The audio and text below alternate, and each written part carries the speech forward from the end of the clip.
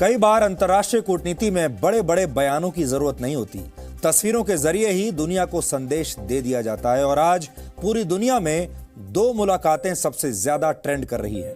पहली मुलाकात है नॉर्थ कोरिया और साउथ कोरिया के नेताओं की, और दूसरी मुलाकात है भारत के प्रधानमंत्री नरेंद्र मोदी और चीन के राष्ट्रपति शी जिनपिंग की। नॉर्थ कोरिया और साउथ कोरिया के राष्ट्रपतियों ने 68 साल पुरानी दुश्मनी भुलाकर एक दूसरे से हाथ मिलाया है और एक दूसरे को गले भी लगाया है। पिछले 68 वर्षों में नॉर्थ कोरिया के किसी भी सुप्रीम लीडर ने साउथ कोरिया की धरती पर कदम नहीं रखा था, लेकिन आज ये इतिहास भी बन गया।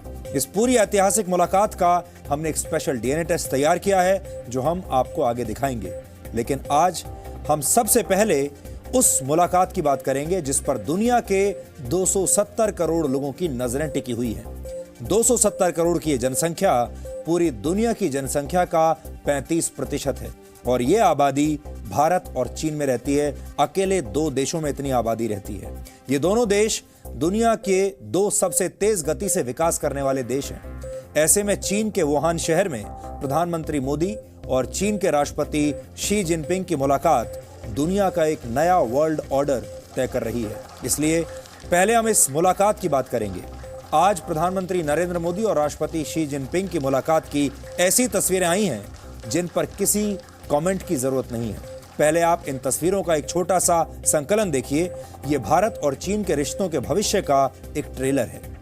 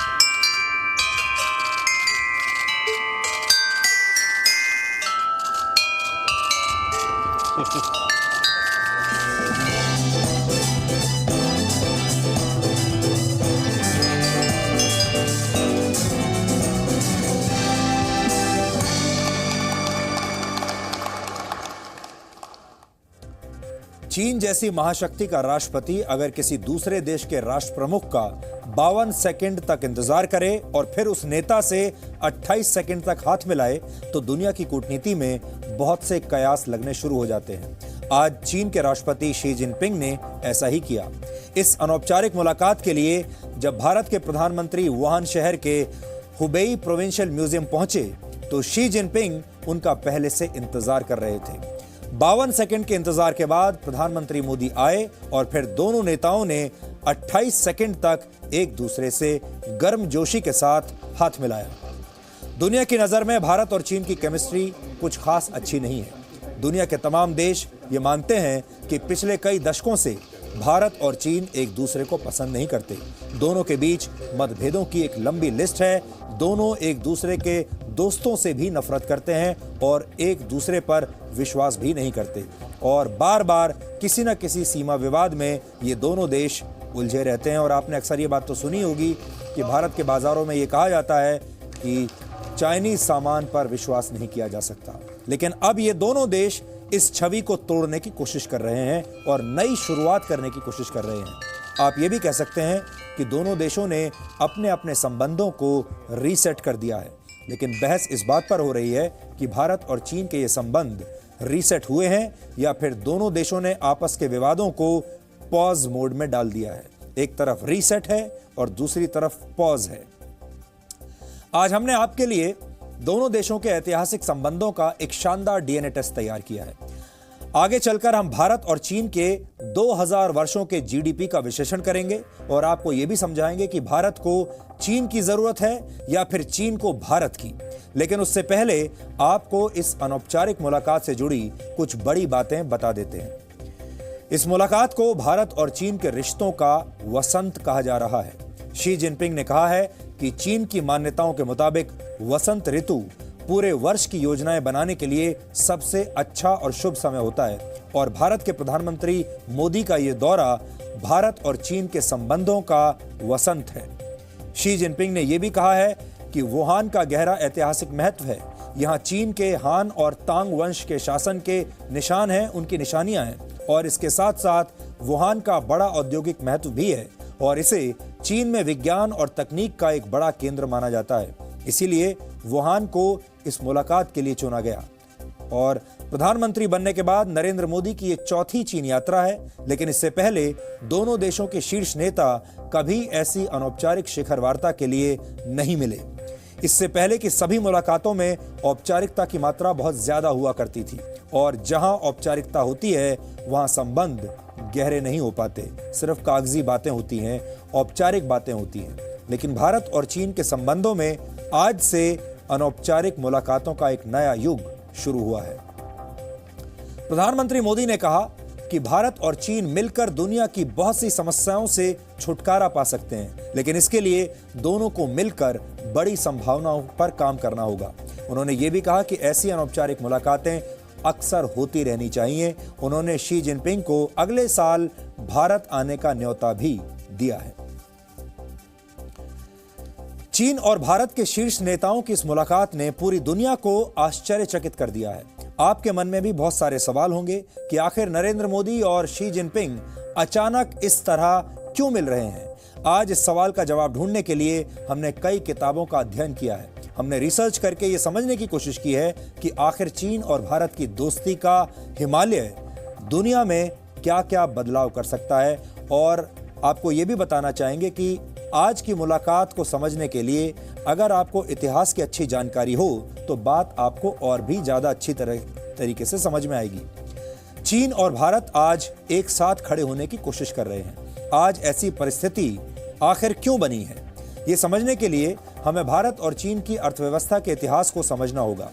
विद्वानों ने कहा है कि वर्तमान को समझने के लिए इतिहास को जानना बहुत जरूरी होता है। इसलिए आज हमने पिछले 2000 वर्षों के जीडीपी का अध्ययन किया है। हम बहुत सरल तरीके से आपको इन 2000 वर्षों के आंकड़े दिखाएंगे और इन आंकड़ों का ऐसा विश्लेषण करेंगे जो शायद किसी ने नहीं किया होगा। इससे आपको भारत और चीन के मौजूदा रिश्तों की तस्वीर अच्छी तरह से समझ में आ जाएगी।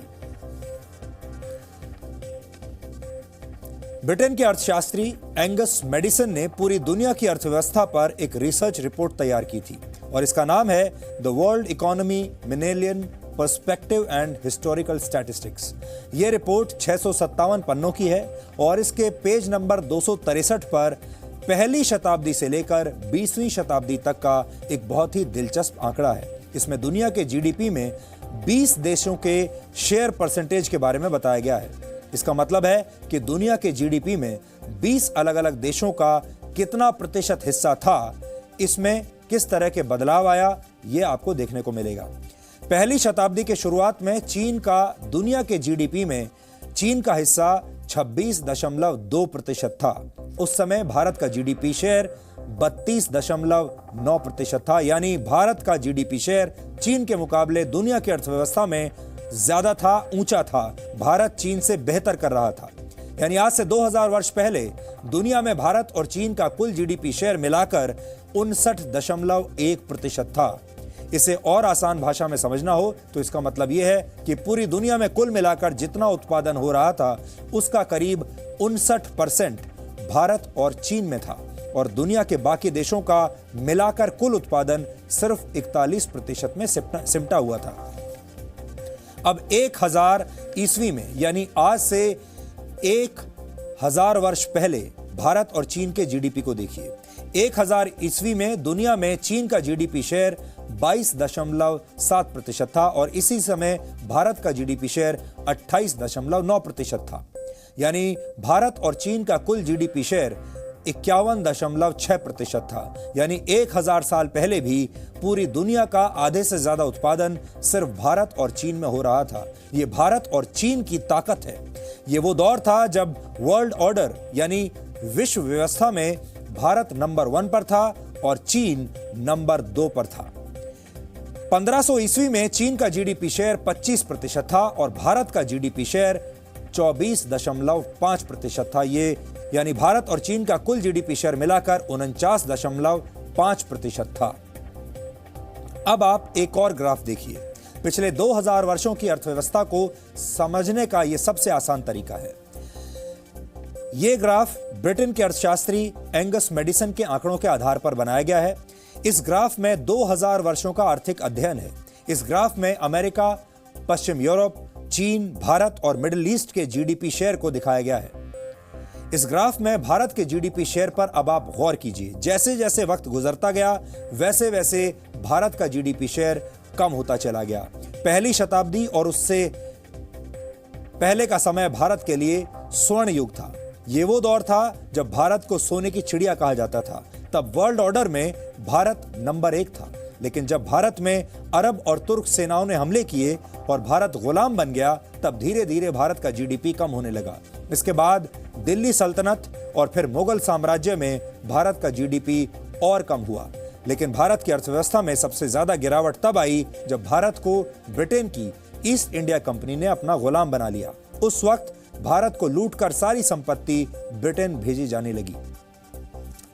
वर्ष 1820 से वर्ष 1913 के बीच पश्चिमी यूरोप के देशों का जीडीपी शेयर 30% से भी ज्यादा हो गया था। यह वो दौर था जब पश्चिम यूरोप के देशों में औद्योगिक क्रांति हुई थी और इन देशों ने पूरी दुनिया में अपने उपनिवेश कायम करके दूसरे देशों का शोषण करना शुरू किया। तब भारत और एशिया के दूसरे देशों के जीडीपी शेयर में बहुत ज्यादा गिरावट हुई। जो पीड़ा भारत की है वही पीड़ा चीन की भी है और यही दोनों की दोस्ती का आधार है। इस ग्राफ में भारत और चीन दोनों के जीडीपी में लगभग एक जैसी गिरावट आपको दिखाई देगी।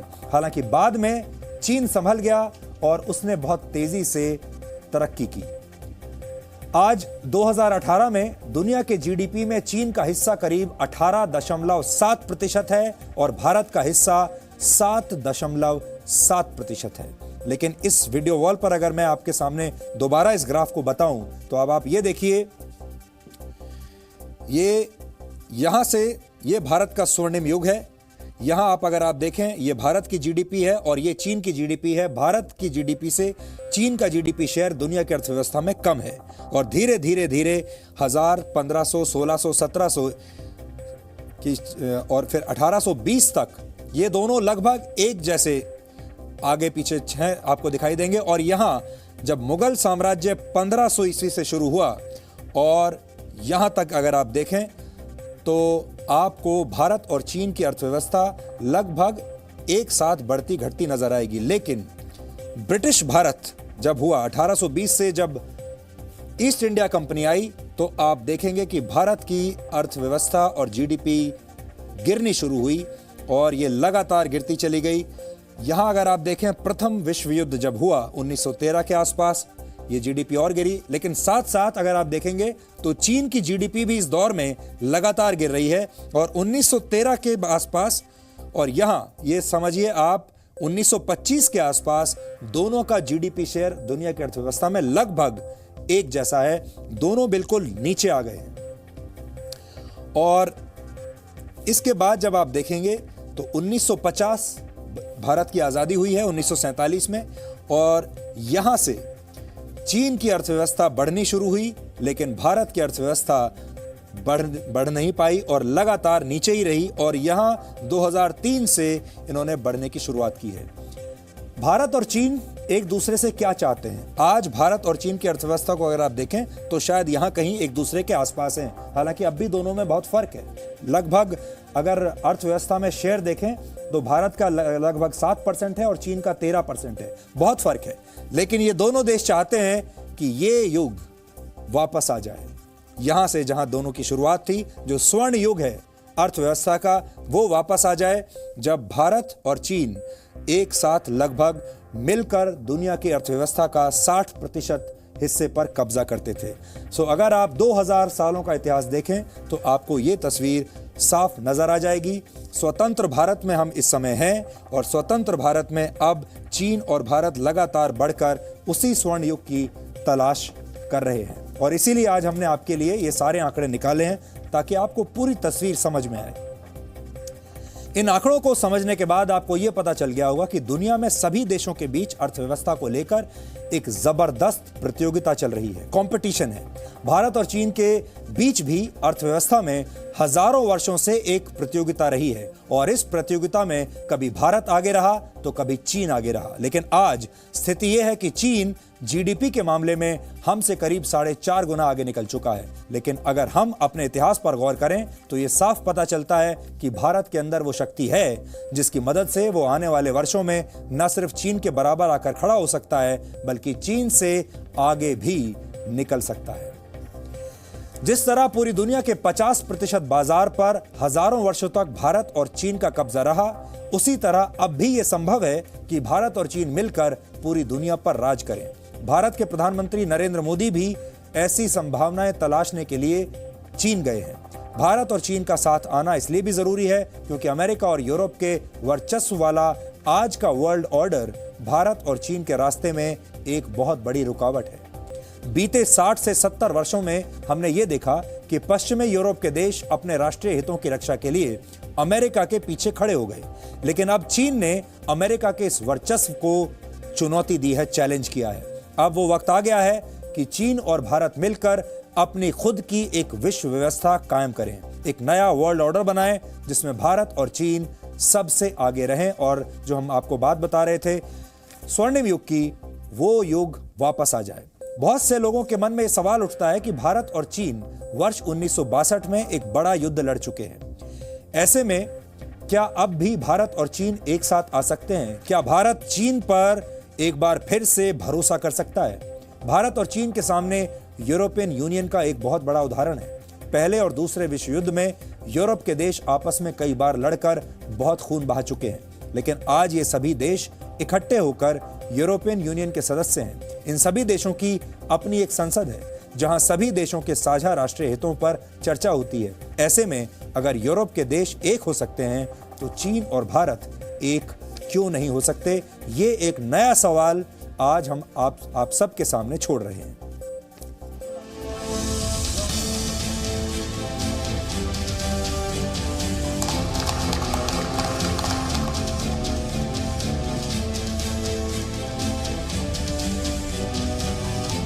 जब इस ऐतिहासिक मुलाकात के लिए प्रधानमंत्री नरेंद्र मोदी चीन के वुहान शहर पहुंचे तो कुछ इस अंदाज में स्वागत हुआ।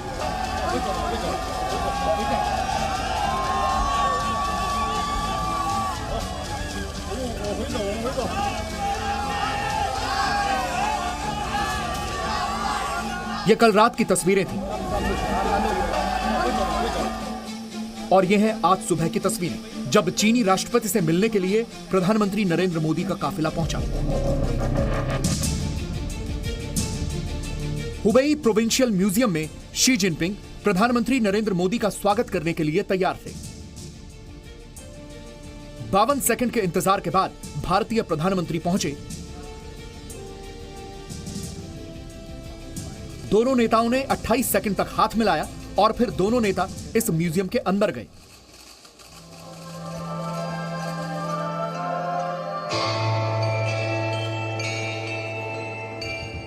जहां चीनी कलाकारों ने भारतीय प्रधानमंत्री के स्वागत में सांस्कृतिक कार्यक्रम किया।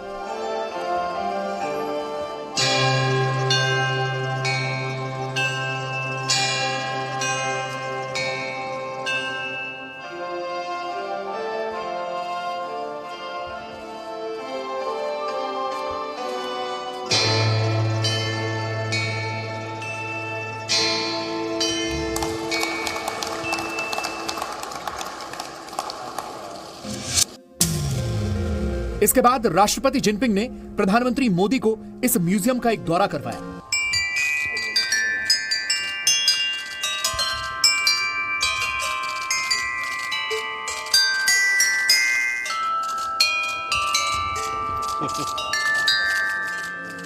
इस म्यूजियम में चीन के राजा मार्किस यी ऑफ ज़ेंग की चीजें रखी गई हैं। 433 ईसा पूर्व यानी आज से करीब 2500 साल पहले इस राजा की मौत हो गई थी और जब राजा को दफनाया गया तो उसके साथ तांबे के हथियार, बहुत सारे संगीत के उपकरण, सोने के बर्तनों समेत बहुत सी चीजें दफनाई गई थी। यही नहीं, उस राजा के साथ 13 महिलाओं को बलि देने के बाद उन्हें भी दफनाया गया था। 1978 में जब इस राजा की इतनी विशालकाय कब्र मिली तो उसे खोदा गया और फिर यह सब सामान मिला जिसे अब इस म्यूजियम में रखा गया है। इसी खुदाई में मिले तांबे के बड़े बड़े घंटों को प्रधानमंत्री नरेंद्र मोदी ने भी बजाया।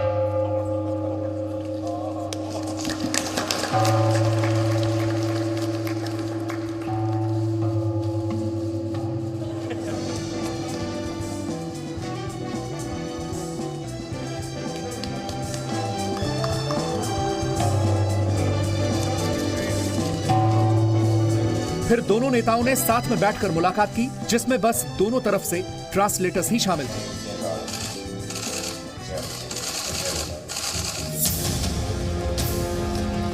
फिर दोनों देशों के नेताओं के बीच अनौपचारिक शिखर वार्ता हुई जिसमें दोनों तरफ से धन्यवाद दिया गया। प्रधानमंत्री ने चीन के राष्ट्रपति का आभार जताया और यह एजेंडा भी सेट कर दिया कि चीन और भारत अगर एक हो जाएं तो दुनिया की अर्थव्यवस्था को नई दिशा दे सकते हैं। और विश्व इस बात का गवाह है और बहुत इन डेप्थ स्टडी हुआ है कि पिछले 2000 साल के इतिहास में 1600 साल ऐसे गए हैं, 1600 years, जिसमें चीन और भारत की अर्थव्यवस्था ने पूरे विश्व की अर्थव्यवस्था को गति दी है, ताकत दी है। और मैं मानता हूं कि दुनिया के 40% जनसंख्या का भला करने का दायित्व तो हमारे पर आया है और 40% जनता का भला करने का मतलब है विश्व को अनेक समस्याओं से मुक्ति दिलाने का एक सफल प्रयास है। और उस महान उद्देश्य को लेकर के हमारा मिलना, साथ चलना और संकल्पों को पूरा करना, ये अपने आप में एक बहुत बड़ा अवसर है। आज से 8 महीने पहले किसी ने भी भारत और चीन के बीच ऐसी मुलाकात के बारे में सोचा भी नहीं होगा। पिछले साल डोकलाम में दोनों देश लगभग युद्ध जैसे हालात में डटे हुए थे, लेकिन सारे मतभेदों को भुलाकर दोनों नेता चीन के वुहान शहर में मिले। इसमें पोटेंशियल बहुत है, किधर जाएंगे कह नहीं सकते, लेकिन जो एक फ्रेमवर्क जिस संदर्भ में बात हो रही है वो बहुत इंटरेस्टिंग है और बहुत ही अलग है। पहले नहीं हुआ है ऐसा कुछ। लोग कंपैरिजंस करते हैं राजीव गांधी के विजिट के साथ, लेकिन इसकी सेटिंग ही अलग है। इस वक्त चीन को भारत की सख्त ज़रूरत है और भारत के लिए है चीन मार्केट और टेक्नोलॉजी का सेंटर और एक तरह से इन्वेस्टमेंट्स, चाहे वो रेलवेज़ हों, चाहे वो रोबोटिक्स हो, तो एक तरह से कॉम्प्लीमेंटरिटीज़ नज़र आ रही हैं, सिर्फ बायलैटरल संदर्भ में नहीं बट एक एशिया के संदर्भ में और एक ग्लोबल सिनेरियो में भी देखा जाए। नए रूल्स आने हैं राहुल। वैसे भारत और चीन योग के जरिए भी एक दूसरे से जुड़े हुए हैं, इसलिए आपको अब योग की भाषा में वीरभद्र आसन से सुखासन तक का ये सफर समझाते हैं। भारत और चीन के संबंध अगर योगा के माध्यम से समझाने का प्रयास हो तो वो कुछ इस तरह होगा। पहले था वीरभद्र आसन। आज से 12 महीने पहले दोनों देश लड़ाई की कगार पे थे और कुछ इस तरह का पोज था। इसको वॉरियर पोज भी कहा जाता है, वीरभद्र आसन। ये डोकलाम स्टैंड ऑफ के समय की बात है। फिर बातचीत शुरू हुई, सेतु बंद आसन बना, द बिल्डिंग ऑफ ब्रिजेस। दोनों देश ये जान गए कि लड़ाई एक विकल्प नहीं है, दोनों को साथ में मिलकर काम करना होगा, ब्रिजेस बनाने होंगे। और अब जब वो कोशिश हो गई है तो ये आसन है जो मैं आसानी से कर पाऊंगी। इसको कहते हैं सुखासन। दोनों आपस में बैठे हैं, आमने सामने बातें कर रहे हैं। यही है इंडिया चाइना रीसेट। यही कोशिश करने आए प्रधानमंत्री नरेंद्र मोदी चीन के राष्ट्रपति शी जिनपिंग के साथ।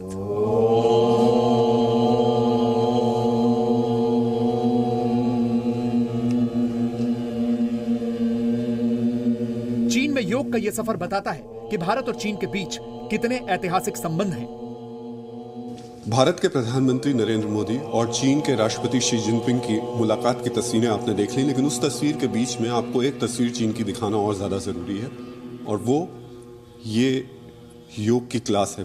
पहले तो चीन में योग अब एक इम्पॉर्टेंट ज़रूरत की चीज़ बन गया। जी ज़रूर बन गया, और पिछले कुछ सालों से बढ़ता ही जा रहा है, क्योंकि चाइना में लोग हेल्थ के प्रति भी ज़्यादा कॉन्शियस हैं, और एक हेल्थ के प्रति ही नहीं, आप अगर एक स्पिरिचुअल वे से भी देखें तो इनका रुझान बहुत ज़्यादा है। भारत को लेकर के क्या आप देख रहे हैं कि कुछ बदलाव आया है, चेंजेस आए? जी देखिए, जितनी भी बातें अब से पहले हो रही थी, कुछ महीनों पहले या कुछ सालों पहले, वो एक मीडिया के तौर पर आप कह लीजिए वहाँ पे दिखाई देता था, लेकिन अगर हम नॉर्मल सोशल लाइफ की बात करें तो कभी भी इस तरह की कोई परेशानी हुई नहीं है दो देशों के लोगों के बीच में। रिश्ते अभी भी वैसे ही हैं जैसे पहले थे, आम जनता की अगर हम बात करें तो। और इतने साल हो गए मैं चाइना में रहते हुए, तो लेकिन कभी भी अगर पॉलिटिकल लेवल पर कुछ चल रहा है उसका असर सोशल लाइफ पर आपको यहाँ पर नहीं दिखेगा। हम ये तो बार बार देखते हैं कि डोकलाम में चीन और भारत के सैनिक आमने सामने आ गए और इससे तनाव खड़ा हो गया, लेकिन हम कभी ये नहीं देखते हैं कि चीन और भारत के लोग योगा के जरिए एक दूसरे से जुड़े हुए हैं, ओम का मंत्रोच्चारण कर रहे हैं। भारत और चीन दोनों दुनिया की उभरती हुई शक्तियां हैं। दोनों को मालूम है कि आने वाला वक्त हमारा है, इसलिए दोनों देश एक दूसरे के साथ विवाद नहीं चाहते हैं। प्रधानमंत्री नरेंद्र मोदी और राष्ट्रपति शी जिनपिंग के इस मुलाकात को इसी नजरिए से देखा जाना चाहिए।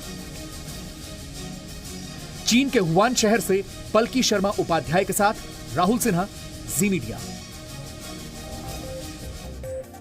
और आगे बढ़ने से पहले आप इस ग्राफ पर एक बार फिर से नजर देखिए।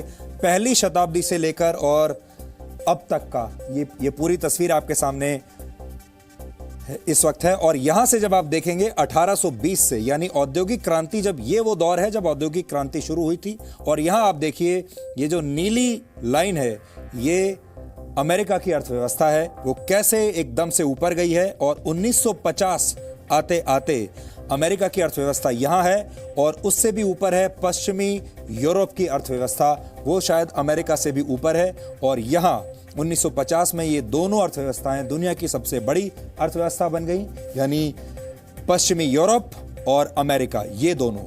और भारत और चीन रॉक बॉटम पर आ गए, बिल्कुल बहुत नीचे आ गए, जो एक जमाने में स्वर्ण युग में सबसे ऊपर हुआ करते थे।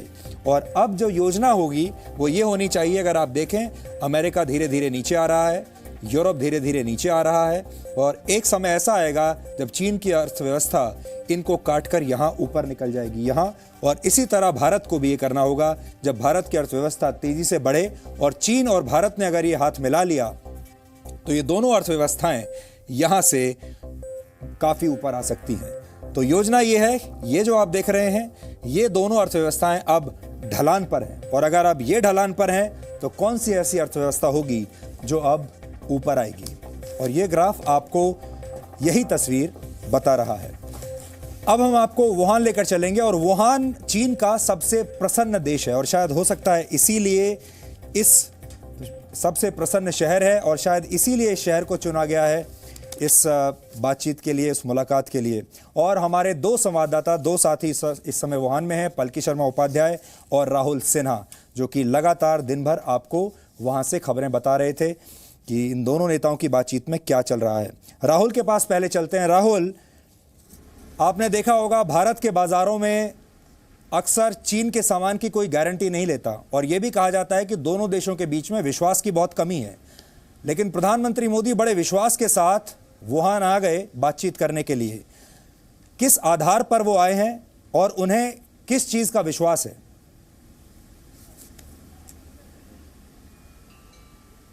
सुधीर जी, पहले तो चीनी सामान के लिए जो चीनी माल यहाँ चीन में रह करके भारतीय बेचते हैं, वो एक जुमला उनके मुंह पर रहता है कि चीनी सामान चला तो चांद तक, नहीं तो शाम तक, क्योंकि उस पर इतना ज़्यादा भरोसा किया नहीं जा सकता। लेकिन यहाँ पर एक चीज़ ज़रूर चलती हुई नज़र आ रही है, और वो प्रधानमंत्री का रंग हमें देखने को मिल रहा है, जो कि चल रहा है शी जिनपिंग के ऊपर। बात विश्वास की है। ये स्वाभाविक है कि 2015 में जब प्रधानमंत्री यहाँ पर आए थे तब लग रहा था कि दोनों देशों के बीच में संबंध काफ़ी ज़्यादा मजबूत होंगे, क्योंकि एक तो चीन को भारत के बाज़ार की बहुत ज़्यादा ज़रूरत है, भारत का बाज़ार बहुत ज़्यादा मजबूत है उसके लिए। लेकिन उसके बावजूद डोकलाम विवाद हुआ है।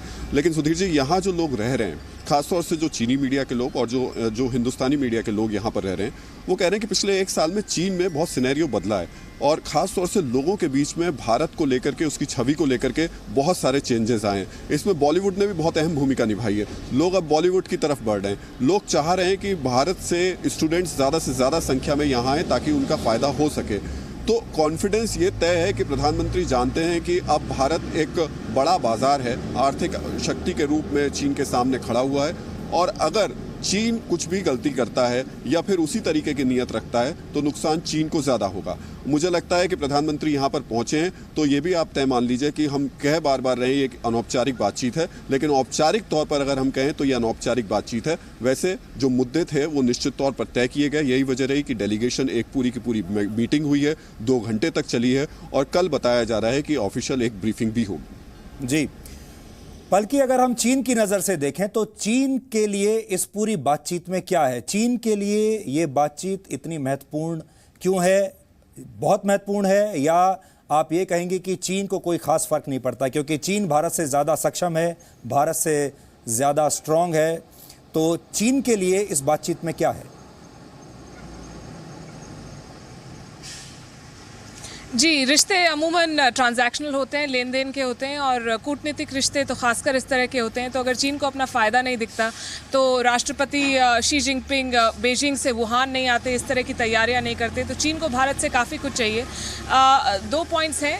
चीन भारत का सबसे बड़ा ट्रेडिंग पार्टनर है और भारत चीन का सबसे बड़ा मार्केट है और यही बेसिस है इस रिलेशनशिप का।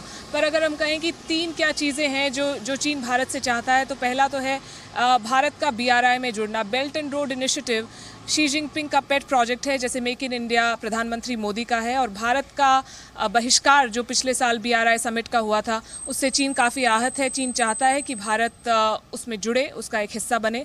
दूसरा है व्यापार। अमेरिका से तनाव के चलते चीन अकेला पड़ गया है। अब चीन को एक स्ट्रॉन्ग एलाई, एक स्ट्रॉन्ग पार्टनर की ज़रूरत है। आप देखिए किस तरह के देश हैं जो चीन के साथ इस वक्त खड़े हैं। पाकिस्तान, नेपाल, बांग्लादेश, श्रीलंका, ये सब छोटे देश हैं जहाँ पे चीन अपना बहुत इन्वेस्टमेंट कर रहा है। भारत कंधे से कंधा मिला के खड़ा हो सकता है। भारत की एक अपनी अहमियत है, प्रधानमंत्री मोदी का अपना एक ओहदा है दुनिया में, और अगर उनका साथ मिलता है तो एक बहुत बड़ी बात होती है चीन के लिए। और तीसरा जो अहम एस्पेक्ट है इसमें, वो है भारत का मार्केट। 130 करोड़ लोगों की जनसंख्या वाला ये देश दुनिया का सबसे बड़ा मार्केट है और चीन को अपना सामान बेचने के लिए भारत के मार्केट की ज़रूरत है। तो ये अहम चीज़ें हैं जो चीन चाहता है। इसके अलावा साइबर सिक्योरिटी से लेके क्लाइमेट चेंज तक हर मुद्दे पर चीन भारत को एक सहयोगी की तरह देखता है। जी राहुल, लेकिन देखिए पूरी जो बातचीत है ये अनौपचारिक है, ना तो कोई समझौता होगा, ना कोई इस बातचीत के बाद कोई ऐलान होगा। तो ये भी तो हो सकता है कि ये सिर्फ एक थिएट्रिक्स हो, एक फोटो सेशन जैसा हो, या हो सकता है दोनों देशों के जो नेता हैं उनके बीच में आपसी संबंध बहुत सुधर जाएं लेकिन दोनों देशों को उतना फ़ायदा ना हो। तो हम लोगों को अपनी उम्मीद किस हद तक ले जानी चाहिए इस बातचीत के बाद? देखिए, ये तो बिल्कुल नहीं मानना चाहिए कि इसका नतीजा हमको कल देखने को मिलेगा, 2 दिन बाद या 1 महीने बाद देखने को मिलेगा। लेकिन मैं बार बार कह रहा हूँ और सुबह से ये बात कह रहा हूँ सुधीर जी कि औपचारिक तौर पर कहा जा रहा है कि ये अनौपचारिक बैठक है, लेकिन ये बैठक एक ठोस आधार के साथ तैयार की गई है। क्योंकि यहाँ पर पहले NSA पहुंचे थे, सुषमा स्वराज पहुंची थी, निर्मला सीतारमण पहुंची थी। हालांकि ये 2 मंत्री पहुंचे थे, इनका पहले से तय कार्यक्रम था, लेकिन रूपरेखा पूरी की पूरी एक तैयार की गई, जिसके बाद प्रधानमंत्री यहाँ पहुंचे हैं। मैं एक बहुत व्यवहारिक सी बात कर रहा हूँ कि आज के वक्त में भाई से भाई के पास मिलने का वक्त नहीं होता। ऐसे में इतने बड़े देश के 2 नेता सिर्फ और सिर्फ तस्वीर के लिए या सिर्फ और सिर्फ ऐसे ही मिलने के लिए तो नहीं आने वाले। तो ये तो स्थिति तय है सुधीर जी कि निश्चित तौर पर इसके नतीजे हो सकता है अगले महीने जो फिर प्रधानमंत्री यहाँ पर पहुंचे उसमें देखने को मिले। जी, बल्कि आपसे आखिरी सवाल ये है कि चीन की जो मौजूदा लीडरशिप है वो भारत की मौजूदा लीडरशिप को कितना महत्व देती है, किस नज़र से देखती है?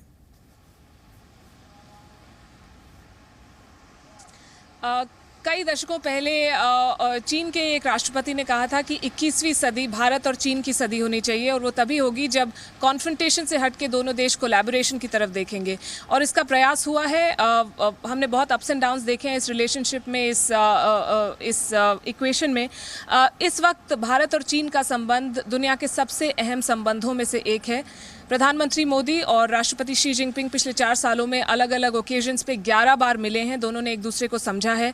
प्रधानमंत्री मोदी का जो out of the box thinking है और जो उनका अनऑर्थोडॉक्स स्टाइल है वो काफ़ी चर्चा में रहा है दुनिया भर में। चीन में भी लोगों का ये मानना है कि वो ना सिर्फ पॉलिटिकली स्ट्रांग है अपने देश में, पर डिप्लोमेटिकली इनोवेटिव है। और अगर कोई भारतीय नेता इस तरह का गेम चेंजिंग बदलाव ला सकता है तो वो है प्रधानमंत्री नरेंद्र मोदी। ये नेता भले ही नहीं कह रहे हो, चीनी सरकार से हमने कोई स्टेटमेंट नहीं सुना, कोई अनऑफिशियल लाइन भी अभी हमें नहीं मिली है।